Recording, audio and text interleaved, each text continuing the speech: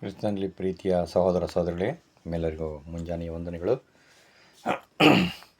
ತಂದೆಯ ದೇವ್ರ ನಾಮದಲ್ಲಿ, ಯೇಸು ಕ್ರಿಸ್ತನ ನಾಮದಲ್ಲಿ ನಾನು ಪ್ರೀತಿಯಿಂದ ನಿಮ್ಮೆಲ್ಲರಿಗೂ ವಂದನೆಯನ್ನು ಹೇಳ್ತಾ, ಈ ಒಂದು ಬೆಳಗಿನ ಸಮಯದಲ್ಲಿ ತಂದೆಯ ದೇವರು ನಮ್ಮನ್ನು ರಾತ್ರಿಯೆಲ್ಲ ಕಾಪಾಡಿ ಜೀವಂತಗೊಳಿಸಿ ಜೀವಿತರ ಪಟ್ಟಿಯಲ್ಲಿ ಎಣಿಸಿ ಈ ಒಂದು ಮಾಧ್ಯಮದ ಮುಖಾಂತರ ಸತ್ಯವೇದದಲ್ಲಿರುವಂಥ ಅನುದಿನದ ಪರಲೋಕ ಮನ್ನವನ್ನು ಧ್ಯಾನ ಮಾಡುವಂತೆ ನಮ್ಮೆಲ್ಲರಿಗೂ ಅವಕಾಶ ಕೊಟ್ಟಿದ್ದಕ್ಕಾಗಿ ಮತ್ತೊಂದು ಅವತ್ತಿ ಕೃತಜ್ಞತೆಯನ್ನು ಸಲ್ಲಿಸುತ್ತಾ, ಈ ಒಂದು ಬೆಳಗಿನ ಸಮಯದಲ್ಲಿ ಅಕ್ಟೋಬರ್ 20ನೇ ತಾರೀಕಿನ ಅನುದಿನದ ಮನ್ನವನ್ನು ನಾವು ಧ್ಯಾನ ಮಾಡೋದಕ್ಕೆ ಹೋಗೋಣ. ಆದುದರಿಂದ ಸರ್ಪಗಳಂತೆ ಜಾಣರು, ಪಾರಿವಾಳದಂತೆ ನಿಷ್ಕಪಟಿಗಳು ಆಗಿರ್ರಿ. ಮತ್ತಾಯನು ಬರೆದಂಥ ಸುವಾರ್ತೆ 10ನೇ ಅಧ್ಯಾಯ 16ನೇ ವಚನ. ಆಹಾ, ದೇವರು ಪ್ರೀತಿಸುವ ಜನರೆಲ್ಲರೂ ತಾವು ಮಾಡುವ ಸತ್ಯದ ಸೇವೆಯ ವಿಷಯದಲ್ಲಿ ಜ್ಞಾನಕ್ಕಿರುವ ಬೆಲೆಯನ್ನು ತಿಳಿದು ಕಲಿತು ನಡೆದರೆ ಎಷ್ಟೋ ಒಳ್ಳೆಯದಾಗಿರುವುದಲ್ಲವೇ. ನಮ್ಮ ಕರ್ತನು ನಾವು ಸರ್ಪಗಳಂತೆ ಜಾಣತನವಲ್ಲದೆ ಪಾರಿವಾಳಗಳಂತೆ ನಿಷ್ಕಪಟವಾಗಿರುವುದನ್ನು ನಮಗೆ ಕಲಿಸುತ್ತಾನಲ್ಲದೆ, ತಾನು ನಡೆದ ದಾರಿಯಲ್ಲಿ ಈ ಪಾಠವನ್ನು ತಾನೇ ಮಾದರಿಯಾಗಿದ್ದು ಅಪೊಸ್ತಲರಿಗೆ ಒಂದು ಸಂದರ್ಭದಲ್ಲಿ ನಾನು ನಿಮಗೆ ಹೇಳಬೇಕಾದ್ದು ಬಹಳ ಉಂಟು, ಆದರೆ ಸದ್ಯಕ್ಕೆ ಅದನ್ನು ಹೊಂದಲಾರಿರಿ ಎಂಬುದಾಗಿ ಹೇಳಿದನು. ನಾವು ಸಹ ಧಾರ್ಮಿಕ ಸತ್ಯಗಳನ್ನು ಅನುಕೂಲ ಮತ್ತು ಅನಾನುಕೂಲದ ಸಮಯದಲ್ಲಿ ತಿಳುವಳಿಕೆಯುಳ್ಳವರಾಗಿ ಮತ್ತು ಒಮ್ಮೊಮ್ಮೆ ಜ್ಞಾನವಂತರಲ್ಲದೆ ಬೋಧಿಸಬೇಕಾಗುತ್ತೆ. ನಾವು ಅಸತ್ಯವನ್ನು ಮಾತನಾಡದೆ ಸುಮ್ಮನಿರಬೇಕಾಗುತ್ತೆ, ಅಥವಾ ಸತ್ಯವನ್ನು ಹೇಳಬಹುದು, ಆದರೆ ಅದನ್ನು ಪ್ರೀತಿಯಿಂದ ಪ್ರಸ್ತುತಪಡಿಸಬೇಕು. ಈ ರೀತಿಯಾಗಿ ಮಾಡಿದಲ್ಲಿ ಇನ್ನೂ ಹೆಚ್ಚಿನ ಒಳ್ಳೆಯ ಫಲಿತಾಂಶವನ್ನು ನೀಡಲು ಸಾಧ್ಯವಾಗುತ್ತೆ. ಸರ್ಪದಂತೆ ಜಾಣತನವನ್ನು ಮತ್ತು ಪಾರಿವಾಳದಂತೆ ನಿಷ್ಕಪಟವಾಗಿರುವುದು ಅಂದರೆ ಚಾತುರ್ಯ ಮತ್ತು ಯುಕ್ತಿಯ ಸಮ್ಮಿಲನ.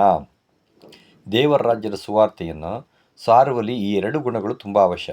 ಏಕೆಂದರೆ ಈ ವಿಶೇಷವಾದ ಅನುಕೂಲಕರ ಸಂದೇಶಗಳನ್ನು ಸಾಧಾರಣವಾಗಿ ಕೆಲವರು ಅದನ್ನು ಅಪಾರ್ಥ ಮಾಡಿಕೊಳ್ತಾರೆ. ಕೆಲವು ವೇಳೆ ತಪ್ಪು ದಾರಿಗೆ ಎಳೆಯುವುದಲ್ಲದೆ ಒಮ್ಮೊಮ್ಮೆ ಕ್ಷಣಿಕ ಹಿಂಸೆಗಳನ್ನು ಅನುಭವಿಸುವಂತೆ ಮಾಡೋರು. ಚಾತುರ್ಯ ಮತ್ತು ಯುಕ್ತಿಗಳು ಒಂದಕ್ಕೊಂದು ಹೊಂದಾಣಿಕೆಯಾಗಿರುವುದು ಉತ್ತಮ. ನಮ್ಮ ಜಾಣತನದ ನಿಷ್ಕಪಟವಾಗಿದ್ದು ಯುಕ್ತಿಯು ವಂಚನೆ ರಹಿತದ್ದಾಗಿರಬೇಕು. ನಮ್ಮಲ್ಲಿನ ಪ್ರೌಢ ಗುಣಗಳು ಇವುಗಳ ಸಹಾಯಕ್ಕೆ ಬಂದು ಸಮತೋಲನ ಮಾಡುವುದು. ಇದರ ಪರಿಣಾಮದಿಂದಾಗಿ ಸಭೆಯ ಬಿಕ್ಕಟ್ಟು ಮತ್ತು ಸುಧಾರಣೆ ಆಗುವುದಲ್ಲದೆ ಲೋಕಕ್ಕೆ ಸಾಕ್ಷಿಯನ್ನು ಕೊಟ್ಟು ಸೈತಾನನ ಚಕ್ರಾಧಿಪತ್ಯವನ್ನು ಪರಾಭವಗೊಳಿಸಲು ಸಾಧ್ಯವಾಗುತ್ತೆ. ಕ್ರಿಸ್ತನಲ್ಲಿ ಪ್ರೀತಿಯ ಸಹೋದರ ಸಹೋದರಿಗಳೇ, ಈ ವಾಕ್ಯದಲ್ಲಿ ನಮಗೆ ಏನನ್ನು ಬೋಧನೆಯನ್ನು ಮಾಡ್ತಾರೆ ಅನ್ನುವಂಥದ್ದನ್ನು ನಾವು ತುಂಬ ಚೆನ್ನಾಗಿ ತಿಳ್ಕೊಳ್ಬೇಕು. ಏನಪ್ಪ ಅಂದರೆ, ನೀವು ಸತ್ಯವನ್ನು ಸಾರಬೇಕು ಅಥವಾ ಸುವಾರ್ತೆಯನ್ನು ಹೇಳಬೇಕಾದ್ರೆ ಯಾವ ರೀತಿಯಲ್ಲಿ ಇರಬೇಕು ಎಂಬುದಾಗಿ ನಮಗಿಲ್ಲಿ ಸ್ಪಷ್ಟವಾಗಿ ನಮ್ಮ ರಕ್ಷಕರು ಒಂದು ಮಾದರಿಯನ್ನು, ಆ ಒಂದು ಪಾಠವನ್ನು ಈ ವಾಕ್ಯದಲ್ಲಿ ನಮಗೆ ತಿಳಿಯಪಡಿಸ್ತಾರೆ. ಏನಪ್ಪ ಅಂದರೆ, ಸತ್ಯವನ್ನು ಸಾರಬೇಕಾದ್ರೆ ಒಂದು ಯುಕ್ತಿ ಮತ್ತು ಜಾಣತನ ಎರಡೂ ಇರಬೇಕು.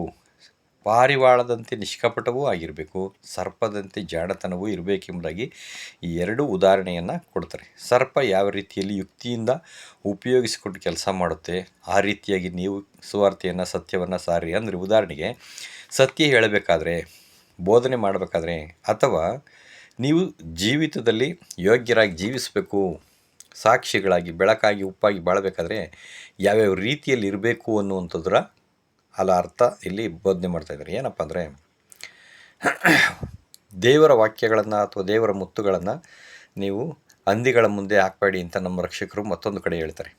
ಏನಂದರೆ, ಯಾರಿಗೆ ಸುವಾರ್ತೆ ಸಾರಬೇಕು, ಯಾರಿಗೆ ಸಾರಬಾರ್ದು ಅನ್ನುವಂಥ ಪರಿಜ್ಞಾನ, ತಿಳುವಳಿಕೆ, ವಿವೇಕ ನಮಗೆ ಗೊತ್ತಿರಬೇಕು. ಇಲ್ಲದಿದ್ದರೆ ನಾವು ಎಲ್ಲರಿಗೂ ಹೋಗಿ ಪಬ್ಲಿಕ್ಕಲ್ಲಿ ಹೋಗಿ ಅಥವಾ ಸತ್ಯವನ್ನು ಸುವಾರ್ತೆಯನ್ನು ಸಾರಿದ್ರೆ ಆಗುತ್ತಾ? ಅದಕ್ಕೆ ಹೇಳ್ತಾರೆ ಪೌಲರು, ನೀವು ಹಿಂಸೆಯನ್ನು ಅನುಭವಿಸ್ಬೇಕಾಗುತ್ತೆ ಬುದ್ಧಿ ಇಲ್ದಲ್ಲಿ ಮಾಡಿಬಿಟ್ರೆ. ಯಾರಿಗೆ?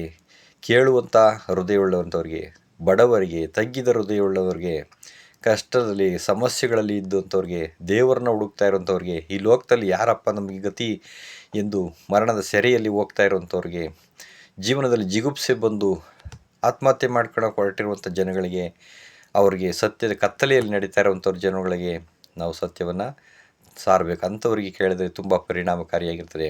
ಕೊಬ್ಬಿದಂಥವ್ರ ಹೃದಯಗಳಿಗೆ, ಅಹಂಕಾರಿಗಳಿಗೆ ಮತ್ತು ಧರ್ಮವನ್ನು ಹಿಂಸೆ ಮಾಡ್ತಕ್ಕಂಥ ಅನೇಕ ಜನಗಳಿಗೆ ಮತ್ತು ಇನ್ನು ಧರ್ಮಗಳ ಮಧ್ಯದಲ್ಲಿ ಜಗಳ ತಂದಿಡುವಂಥ ಜನಗಳ ಮಧ್ಯದಲ್ಲಿ ಮತ್ತು ದೇವರ ಮೇಲೆ ನಂಬಿಕೆ ಇಲ್ಲದಿರುವಂಥ ಜನಗಳಲ್ಲಿ ನಾವು ಯಾವ ವಿಷಯದಲ್ಲಿ ಜ್ಞಾನವುಳ್ಳವರಾಗಿರಬೇಕೆಂಬತಕ್ಕಂಥ ತಿಳುವಳಿಕೆ ನಮಗೆ ಗೊತ್ತಿರಬೇಕು. ಎಲ್ಲರ ಮುಂದೆ ಇದನ್ನು ಹೇಳುವಂಥದ್ದಲ್ಲ ಎಂಬುದಾಗಿ ನಾವು ನೋಡ್ತೀವಿ. ಆದ್ದರಿಂದ ಪೌಲರು ಬರೀತಾರೆ ರೋಮ 16:19 ನೀವು ಒಳ್ಳೆತನದ ವಿಷಯದಲ್ಲಿ ಜಾಣರು, ಕೆಟ್ಟತನದ ವಿಷಯದಲ್ಲಿ ಕಳಂಕವಿಲ್ಲದವರು ಆಗಿರಬೇಕೆಂದು ನಾನು ಅಪೇಕ್ಷೆ ಪಡ್ತೀನಿ ಅಂತ ಹೇಳ್ತಾರೆ. ಮತ್ತೊಂದು ಕಡೆ ಬರೀತಾರೆ ಎಫ್.ಎಸ್. 5:15 ಆದ ಕಾರಣ ನೀವು ನಡೆದುಕೊಳ್ಳುವಂಥ ರೀತಿಯನ್ನು ಚೆನ್ನಾಗಿ ತಿಳಿದುಕೊಳ್ಳ್ರಿ. ಜ್ಞಾನವಂತರಾಗಿರದೆ ಜ್ಞಾನವುಳ್ಳವರಾಗಿ ಇರದೆ ಜ್ಞಾನವಂತರಾಗಿರ್ರಿ. ಈಗಿನ ಕಾಲಗಳು ಕೆಟ್ಟವುಗಳಾಗಿರೋದ್ರಿಂದ ಸಮಯವನ್ನು ಸುಮ್ಮನೆ ಕಳ್ಕೊಳ್ಳದೆ ಅದನ್ನು ಬೆಳೆಯುವುದನ್ನು ತಿಳಿದುಕೊಳ್ಳ್ರಿ ಅಂತ ಹೇಳ್ತಾರೆ. ನೋಡಿರಿ ಹೆಂಗೆ ಹೇಳ್ತಾರೆ ಅಂದರೆ, ನೀವು ನಡೆದುಕೊಳ್ಳುವಂಥ ರೀತಿಯನ್ನು ಚೆನ್ನಾಗಿ ತಿಳ್ಕೊಳ್ರಿ ಅಂತಾರೆ. ಯಾವ್ಯಾವ ರೀತಿಯಲ್ಲಿ ನಾನು ನಡ್ಕೊಳ್ಬೇಕು, ಯಾವ್ಯಾವ ರೀತಿ ಇದ್ದರೆ ಏನು, ದೇವರು ಹೆಂಗೆ ಮೆಚ್ಚುತ್ತಾನೆ, ಅಥವಾ ಸತ್ಯವನ್ನು ಹೇಳುವಂಥ ಜನಗಳಿಗೆ ಯಾವ ರೀತಿ ಹೇಳಬೇಕು, ಪ್ರತಿಯೊಂದನ್ನು ನಾವು ಜ್ಞಾನ ಇಲ್ಲದರ ಥರ ವರ್ತನೆ ಮಾಡಬಾರ್ದು. ಜ್ಞಾನವಂತವುಳ್ಳವರಾಗಿ ಹೇಳಬೇಕು. ಬೇರೆಯವರಿಗೆ ಆ ಒಂದು ಅಪನಂಬಿಕೆ ಬರದಂತೆ ಅವರಿಗೆ ನಾವೇ ಸಾಕ್ಷಿಯಾಗಿದ್ದುಕೊಂಡು ಅನೇಕ ಅನುಭವಗಳ ಮುಖಾಂತರ, ತಿಳುವಳಿಕೆಗಳ ಮುಖಾಂತರ, ಪ್ರಾರ್ಥನೆಗಳ ಮುಖಾಂತರ ಸತ್ಯವನ್ನು ಹೇಳುವಂಥದ್ದು ತುಂಬ ಅವಶ್ಯಕವಾಗಿರ್ತದೆ. ಆದ್ದರಿಂದ ಈ ದಿನಗಳು ಕೆಟ್ಟವುಗಳಾಗಿರುವುದರಿಂದ ಬುದ್ಧಿ ಇಲ್ದಲೇ ಇರೋ ಥರ ನೀವು ಬಾಳಕ್ಕೆ ಹೋಗ್ಬೇಡ್ರಿ. ಯಾವ್ಯಾವುದೋ ವಿಷಯಗಳಲ್ಲಿ ಕಾಲ ಕಳ್ಕೊಂಡು ಕೂತ್ಕೊಂಡ್ರೆ ನೀವೇನಾಗ್ತೀರಾ, ಬುದ್ಧಿ ಇಲ್ದಿರೋವಂಥ ಜನಗಳಾಗ್ಬಿಡ್ತೀರಾ. ಬುದ್ಧಿ ಉಳ್ಳವರಾಗಿ ನಡ್ಕೊಳ್ರಿ. ಸಮಯ ತುಂಬ ಬೆಲೆ ಉಳ್ಳದ್ದು.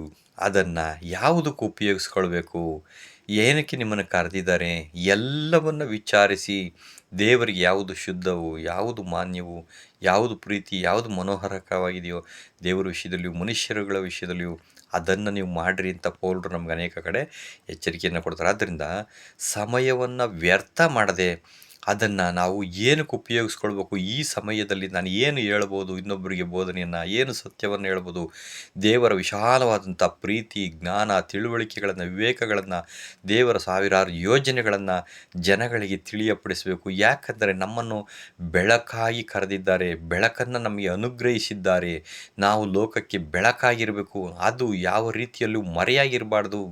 ಗುಡ್ಡದ ಮೇಲಿರುವಂಥ ಊರು ಹೆಂಗೆ ಮರೆಯಾಗಿರಲ್ವೋ ಆ ರೀತಿ ನಾವು ಮರೆಯಾಗಿರಬೇಕು. ಮತ್ತು ದೀಪವನ್ನು ಹೊತ್ತಿಸಿ ಯಾರು ಕೊಳಗದಲ್ಲಿ ಇರಲ್ಲಲ್ವಾ, ದೀಪಸ್ತಂಭದ ಮೇಲೆ ಇರ್ತಾರೆ. ಆ ರೀತಿಯಲ್ಲಿ ನಾವು ಇದ್ದರೆ ದೇವರ ವಿಷಯ ಎಲ್ಲರಿಗೂ ತಿಳುವಳಿಕೆ ಕೊಡುತ್ತೆ, ಜ್ಞಾನ ಕೊಡುತ್ತೆ, ದೇವರನ್ನ ಅರಿತುಕೊಳ್ತಾರೆ, ದೇವರನ್ನ ಘನಪಡಿಸ್ತಾರೆ.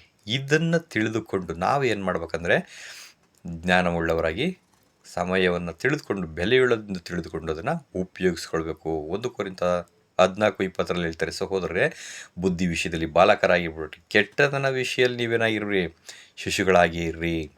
ಬುದ್ಧಿಯ ವಿಷಯದಲ್ಲಿ ತುಂಬ ಹಿರಿಯರಾಗಿ ಪ್ರಾಯಸ್ಥರಾಗಿರ್ರಿ ನೀವು ಅಂತ ಹೇಳ್ತಾರೆ. ಆದ್ದರಿಂದ ಫಿಲಿಪ್ಪಿ 2:15 ಹೀಗೆ ನೀವು ಯಥಾರ್ಥ ಮನಸ್ಸುಳ್ಳವರಾಗಿದ್ದು ವಕ್ರ ಜಾತಿಯ ಮೂರ್ಖ ಜಾತಿಯ ಮಧ್ಯದಲ್ಲಿ ನಿಷ್ಕಳಂಕ ಮಕ್ಕಳಾಗಿರ್ತೀರಿ. ಯಾಕೆಂದರೆ ಈ ಲೋಕದಲ್ಲಿ ಸುಳ್ಳು ಬೋಧಕರು, ಸುಳ್ಳು ಜನಗಳು, ದುಷ್ಟ ಜನಗಳು, ಕ್ರೂರ ಮೃಗಗಳ ಥರ ಇರುವಂಥ ಮನುಷ್ಯರ ಮಧ್ಯದಲ್ಲಿ ಇರ್ತೀರ. ಅಂಥವ್ರ ಮಧ್ಯದಲ್ಲಿಯೂ ನೀವು ದೇವರ ನಿಷ್ಕಳಂಕವಾದಂಥ ಮಕ್ಕಳಾಗಿ ದೇವರನ್ನ ಮಹಿಮೆ ಪಡಿಸ್ಬೇಕಾದ್ರೆ ಶುದ್ಧವಾದಂಥ ಹೃದಯಗಳು, ಯಥಾರ್ಥ ಮನಸ್ಸುಳ್ಳವರಾಗಿ ನೀವು ಜೀವನ ಮಾಡಬೇಕು ಅಂತ ಹೇಳ್ತಾರೆ. ಫಿಲಿಪ್ಪಿ 2:15 ಹೇಳ್ತಾರೆ, ಹೀಗೆ ನೀವು ಇರ್ರಿ ಶುದ್ಧವಾಗಿ ಅಂತ ಹೇಳ್ತಾರೆ. 1 ಕೊರಿಂಥ 9:19-23 ತನಕ ಪೌಲರು ಹೇಳ್ತಾರೆ, ನಾನು ಎಲ್ಲ ವಿಷಯಗಳಲ್ಲಿ ಸ್ವತಂತ್ರವಾಗಿದ್ದುಕೊಂಡು ಹೆಚ್ಚು ಜನರನ್ನು ಸಂಪಾದನೆ ಮಾಡ್ಕೊಳ್ಬೇಕಾಗಿ ನಾನು ಎಲ್ಲರಿಗೂ ಅಧೀನ ಮಾಡಿಕೊಂಡೆ ಅಂತ ಹೇಳ್ತಾರೆ. ಗ್ರೀಕರಂತಾದೆ, ಯಹೂದ್ಯರಿಗೆ ಯಹೂದಂತಾದೆ, ನಿಯಮವಿಲ್ಲದವ್ರಿಗೆ ನಿಯಮವಿಲ್ಲದಂತಾದೆ ಅಂತ ಹೇಳ್ಬಿಟ್ಟು ಅವ್ರಿಗೆ ಹೇಳ್ತಾರೆ ಅಂದರೆ, ಯಾಕೆ ಇವೆಲ್ಲ ನಾನು ಮಾಡಿಕೊಂಡೆ, ಯಾಕೆ ಈ ಥರ ನಾನು ಬಾಳ್ತಾ ಇದ್ದೀನಿ ಅಂದರೆ, ದೇವರ ಕಡೆಗೆ ಅನೇಕರನ್ನು ಸೆಳೆದುಕೊಳ್ಳುವುದಕ್ಕಾಗಿ ನಾನು ಈ ಕಾರ್ಯ ಮಾಡ್ತಾ ಇದ್ದೀನಿ ಅಂತ ಹೇಳ್ತಾರೆ. ನೋಡಿ ಯಾವ ರೀತಿಯಲ್ಲಿ ಬುದ್ಧಿಯಿಂದ, ಜ್ಞಾನದಿಂದ, ಯುಕ್ತಿಯಿಂದ ಸೇವೆಯನ್ನು ಪೌಲರು ಮಾಡಿದ್ರು ಎಂಬುದಾಗಿ ನಾವು ತಿಳಿದುಕೊಂಡು ಆ ರೀತಿಯಲ್ಲಿ ನಾವು ಸತ್ಯದಲ್ಲಿ ನಡಿಬೇಕು, ಸತ್ಯವನ್ನು ಬೋಧಿಸಬೇಕು, ಸತ್ಯವನ್ನು ಸಾರಬೇಕು. ಅದು ಬಿಟ್ಟು ಬುದ್ಧಿ ಇಲ್ಲದೆ ಹೇಗೇಗೋ ಸಾರಬಾರ್ದು ಅನ್ನುವಂಥದ್ದು ಈ ಒಂದು ಪಾಠದ ಸಾರಾಂಶ. ಮತ್ತು ಯುಕ್ತಿ ಯಾವ ರೀತಿಯಲ್ಲಿ ಉಪಯೋಗಿಸ್ಕೊಳ್ಬೇಕು ಅನ್ನೋದನ್ನು ಪೌಲರು ಹೇಳಿದ್ದಾರೆ. ಅದೇ ನಾವು ಹಳೆಯ ಒಡಂಬಡಿಕೆಯಲ್ಲಿ ಒಂದು ವಾಕ್ಯವನ್ನು ನೋಡೋದಾದರೆ 1 ಅರಸು 3:2-28 ಸೊಲೊಮೋನರು ಯುಕ್ತಿಯಿಂದ ಯಾವ ರೀತಿಯಲ್ಲಿ ಸತ್ಯವನ್ನು ಬೋಧನೆಯನ್ನು ಅಲ್ಲಿ ಪ್ರದರ್ಶನ ಮಾಡ್ತಾರೆ, ಅವ್ರಿಗಿರುವಂಥ ಜ್ಞಾನವನ್ನು ಪ್ರದರ್ಶನ ಮಾಡ್ತಾರೆ, ನ್ಯಾಯವನ್ನು ತೀರಿಸ್ತಾರೆ ಅನ್ನುವಂಥ ವಿಷಯದಲ್ಲಿ ನಮಗೆ ಚೆನ್ನಾಗಿ ಗೊತ್ತಿರುವಂಥ ವಿಷಯ. ಒಂದು ಮಗು ಇರ್ತದೆ, ಆ ಮಗುವಿನ ತಾಯಿ ಇರ್ತಾಳೆ. ಮತ್ತೊಂದು ತಾಯಿ ತನ್ನ ಮಗುವನ್ನು ಕಳ್ಕೊಂಡು ಈ ಮಗುವನ್ನು ಪಡ್ಕೊಳ್ಬೇಕು ಅಂದ್ಬಿಟ್ಟು ಈ ಮಗು ನಂದು ಅಂತ ಇಬ್ಬರು ಸ್ತ್ರೀಯರು ಕಿತ್ತಾಡ್ತಿರ್ತಾರೆ. ಇದನ್ನು ರಾಜ್ಯಸಭೆಗೆ ತರ್ತಾರೆ. ಹಾಗೆ ಸೊಲೊಮೋನರು ರಾಜನಾಗಿರ್ತಾನೆ. ಆತನು ಒಂದು ಜ್ಞಾನದಿಂದ ತನ್ನ ಒಂದು ಕೌಶಲ್ಯವನ್ನು ಯುಕ್ತಿಯಿಂದ ತೋರಿಸ್ತಾರೆ. ಏನಂತಂದರೆ, ನನಗೆ ಒಂದು ಕತ್ತಿ ತಂದುಕೊಡ್ರಿ ಅಂತ ಸೇವಕರಿಗೆ ಕೇಳ್ತಾರೆ. ಆ ಸೇವಕರಿಗೆ ಕತ್ತಿ ತಂದುಕೊಂಡಾಗ ಆ ಸೇವಕರಿಗೆ ಹೇಳಿ, ಈ ನಿಮ್ಮ ಮಗುವನ್ನ ಕತ್ತರಿಸಿ 2 ಭಾಗ ಮಾಡಿ, ಒಂದು ಆ ತಾಯಿಗೆ ಒಂದು ಈ ತಾಯಿಗೆ ಕೊಟ್ಬಿಡ್ರಿ ಅಂತ ಹೇಳ್ತಾರೆ. ಅದು ನಿಜವಾದ ತಾಯಿ ಹೇಳ್ತಾಳೆ, ನನಗೆ ಆ ಮಗು ಬೇಡ, ಅವಳೇ ಮಡಿಕೊಂಬಿಡ್ಲಿ, ಆ ಮಗು ಮಾತ್ರ ಸಾಯಿಸ್ಬೇಡ್ರಿ, ಆ ಮಗು ಜೀವದಿಂದಿದ್ರೆ ಸಾಕು ಅಂತ ಹೇಳ್ತಾಳೆ. ಆದರೆ ಆ ಸುಳ್ಳು ಹೇಳ್ತಕ್ಕಂಥ ತಾಯಿ ಏನು ಮಾಡ್ತಾಳೆ, ನನಗೂ ಬೇಡ ಅವಳಿಗೂ ಬೇಡ, ಸಾಯಿಸಾಕ್ಬಿಡ್ರಿ ಅಂತಾಳೆ. ಆವಾಗ ಸೊಲೊಮೋನ್ ಹೇಳ್ತಾರೆ, ನಿಜವಾದ ತಾಯಿ ಅಂದರೆ ತನ್ನ ಮಗು ಜೀವಂತವಾಗಿ ಇರಬೇಕು ಅಂತ ಬಯಸೋಳೆ ನಿಜವಾದ ತಾಯಿ. ಆ ಮಗುವನ್ನು ಅವಳಿಗೆ ಕೊಡ್ರಿ ಅಂತಾಳೆ. ಎಷ್ಟು ಜ್ಞಾನ, ಎಂಥ ವಿವೇಕವನ್ನು ಪ್ರದರ್ಶನ ಮಾಡಿ ಯುಕ್ತಿಯಿಂದ ನ್ಯಾಯವನ್ನು ತೀರಿಸಿದ್ರು. ಈ ಥರವಾಗಿ ನಾವು ನಮ್ಮ ಜೀವಿತದಲ್ಲಿ ಯಾರ ಮುಂದೆ ಸತ್ಯವನ್ನು ಹೇಳಬೇಕು, ಹೇಗೆ ಹೇಳಬೇಕು, ಯಾವ ಸಂದರ್ಭಗಳಲ್ಲಿ ಹೇಳಬೇಕು, ಯಾವ ರೀತಿಯಲ್ಲಿ ನಾವು ಪರಿಶುದ್ಧರಾಗಿ ಯಥಾರ್ಥ ಮನಸ್ಸುಳ್ಳವರಾಗಿ ಇರಬೇಕು ಅನ್ನುವಂಥದ್ದನ್ನು ಈ ಒಂದು ವಚನದಲ್ಲಿ, ಅಂದರೆ ಸರ್ಪದಂತೆ ಜಾಣರು, ಪಾರಿವಾಳದಂತೆ ನಿಷ್ಕಪಟವಾಗಿ ನೀವು ಜೀವಿಸಬೇಕು, ಸತ್ಯವನ್ನು ಸಾರಬೇಕು, ಸತ್ಯದಲ್ಲಿ ನಡಿಬೇಕು, ನಿಮ್ಮ ನಡವಳಿಕೆ ಈ ರೀತಿಯಾಗಿ ಇರಬೇಕು ಎಂಬತಕ್ಕಂಥ ಒಂದು ಒಳ್ಳೆಯ ಪಾಠವನ್ನು ತಂದೆಯ ದೇವರು ಈ ದಿನ ನಮಗೆ ಉಣಬಡಿಸಿದ್ದಾರೆ. ಅದಕ್ಕಾಗಿ ತಂದೆಯ ದೇವರಿಗೂ ನಮ್ಮ ರಕ್ಷಕರಾದ ಯೇಸು ಕ್ರಿಸ್ತನಿಗೂ ನಾವು ಪ್ರೀತಿಯಿಂದ ಕೃತಜ್ಞತೆಯನ್ನು ಸಲ್ಲಿಸುತ್ತಾ ಈ ಒಂದು ಪಾಠವನ್ನು ಕೊಟ್ಟಿದ್ದಕ್ಕಾಗಿ ತಂದೆಯ ದೇವರಿಗೂ ಯೇಸು ಕ್ರಿಸ್ತನಿಗೂ ನಾವು ಕೃತಜ್ಞತೆಯಿಂದ ಸ್ತುತಿ ಸ್ತೋತ್ರ ಘನಮಾನ ಮಹಿಮೆಯನ್ನು ಸಲ್ಲಿಸೋಣ. ಆಮೇನ್. ಥ್ಯಾಂಕ್ ಯು ಎಲ್ರಿಗೂ.